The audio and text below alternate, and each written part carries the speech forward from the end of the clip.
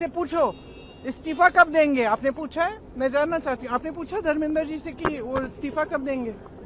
नहीं, आप बता दो, पूछा है कि नहीं? नहीं पूछा ना। आपने पूछा है? आपने पूछा धर्मेंद्र प्रधान जी से पूछा कि आप इस्तीफा कब दे रहे हैं? पूछा है आपने?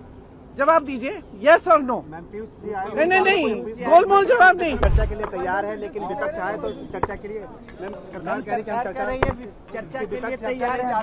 चर्चा के लिए देखिए, मैं अब से वो सवाल उन सवालों का जवाब दूंगी जो रेलेवेंट सवाल हैं। ठीक है? आप इस सरकार के जाल में फंसे हुए हैं। आप हमेशा वही पूछते हैं जो ये सरकार पूछवाना चाहती है। ठीक है? हर बार उनसे पूछिए। उनके मंत्री निकल रहे हैं ना, प्रधानमंत्री जी आए ही नहीं है सदन में। इतनी बड़ी, मतलब इतना बड़ा आंदोलन चल रहा है, पूरा देश का यूथ बाहर है, प्रधानमंत्री जी सदन में नहीं आए हैं और आप मेरे से पूछ रहे हो कि सदन क्यों नहीं चल रहा है? मुझसे पूछो कि क्या हो रहा है, स्टूडेंट्स के लिए क्या किया जा रहा है, स्टूडेंट्स के डिमांडों का क्या हो रहा है, ये पूछो ना। ये सारे सवाल पूछो।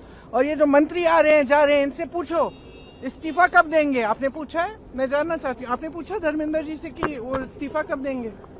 नहीं, आप बता दो, पूछा है कि नहीं? नहीं पूछा ना। आपने पूछा है? आपने पूछा धर्मेंद्र प्रधान जी से पूछा कि आप इस्तीफा कब दे रहे हैं? पूछा है आपने?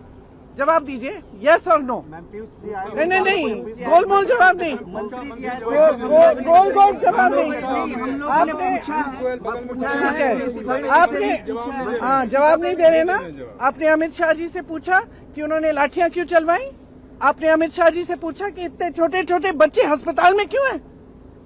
कि जब बाहर प्रदर्शन कर रहे हैं उनके माता पिता उनको फोन भी नहीं कर सकते क्योंकि आपने इंटरनेट काटा है, NSA लगा है। किस लिए? ये आतंकवादी है। पूछा है आपने? तो जब आप पूछेंगे ना इनसे, तब मैं आपके सवालों का जवाब दूंगा।